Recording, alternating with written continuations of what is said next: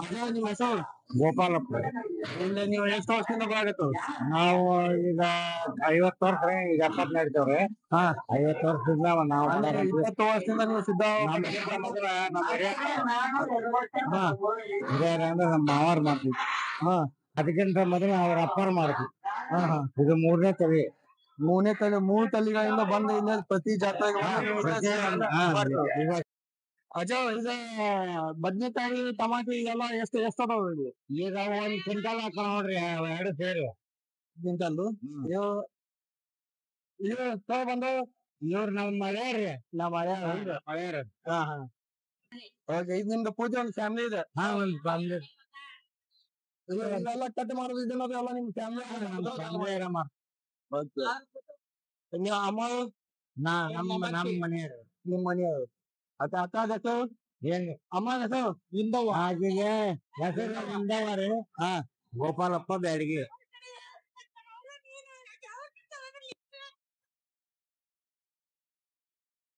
ಇದು ಮಾಡ ಈಗ ಏನ್ ಮಾಡಕತ್ತ ಅಜ ಇಲ್ಲಿ ಈಗ ಸದ್ಕ ಮಾಡ್ತೇವ್ರಿ, ಉಗ್ಗಿ. ಹಾ ಉಜ್ಜಿ ಮಾಡ್ತೀವಿ 1 ಕ್ವಿಂಟಲ್. ಅಂದ್ರೆ ರವಾ ಸಜ್ಜಿಕ. ಹಾ ರವಾದ ಸಜ್ಜಿಕ ಮಾಡ್ತಾರೆ. 4 ಪಾಯಿಂಟ್ ರೀ. ಎಷ್ಟು 86 ರೂಪಾಯಿ. ಅಂದ್ರೆ 75 ಕೆಜಿ ರೀ. 75 ಕೆಜಿ. ಹಾ ಮತ್ತೆ ಅದಕ್ಕೆ ಬೆಲ್ಲ 1 ಕ್ವಿಂಟಲ್. ಓಕೆ. ಮತ್ತೆ ಏನೇನು ಅಡಿಗೆ ಮತ್ತೆ ಅನ್ನ ಮಾಡ್ತೀವಿ. ಓಕೆ. ನೋಡ್ರಿ, ಅನ್ನ ಎಷ್ಟು ಕ್ವಿಂಟಲ್ ಮಾಡ್ತಾರೆ? 2 ಕ್ವಿಂಟಲ್ ರೀ. 2 ಕ್ವಿಂಟಲ್ ಅನ್ನ.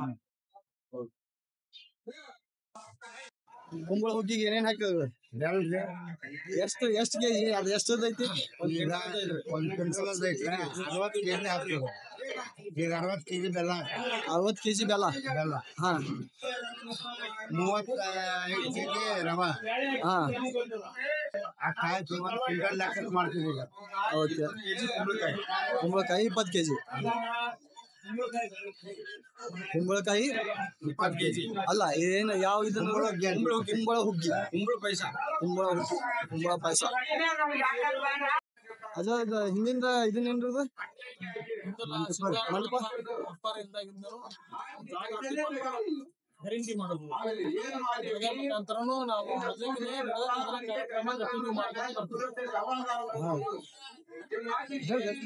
ಮೊದಲಿಂದ ಏನ ಹಿಂದಲಿಂದ ಹಿರಿಯರ ನಮ್ಗೆ ಯಾವ ರೀತಿ ಹೇಳ್ಯಾರ ಇಲ್ಲಿವರೆಗೂ ಅದೇ ರೀತಿನೇ ನಡ್ಕೊಂಡು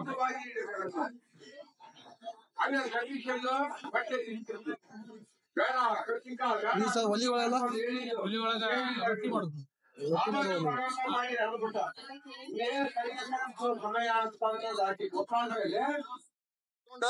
ರಾತ್ರಿ ಎಲ್ಲ ನೀವ ಕಟ್ ಮಾಡ್ತೇವೆ? ನೀವ ಕಟ್ ಮಾಡ್ತೇವೆ ಎಲ್ಲ ಹೆಣ್ಮಕ್ಳು ಎಲ್ಲ? ಎಷ್ಟು ಮಂದಿ ಬಂದ ಹೆಣ್ಮಕ್ಳು? ಬಾಳ ಮಂದಿ ಇದೀವ್ರಿ ನಾವು. ಒಂದ್ 10-15 ಮಂದಿ ಹಾಕಿವೇನ್ರಿ. ರಾತ್ರಿ ಎಲ್ಲ ಕುತ್ಕೊಂಡ್ ಕೆಲ್ಸ ಎಲ್ಲಾರು ಬರ್ತಾರ್ರಿ ಈಗ. ಎಲ್ಲಾರು ಬರ್ತಾರ. ಮತ್ತೆ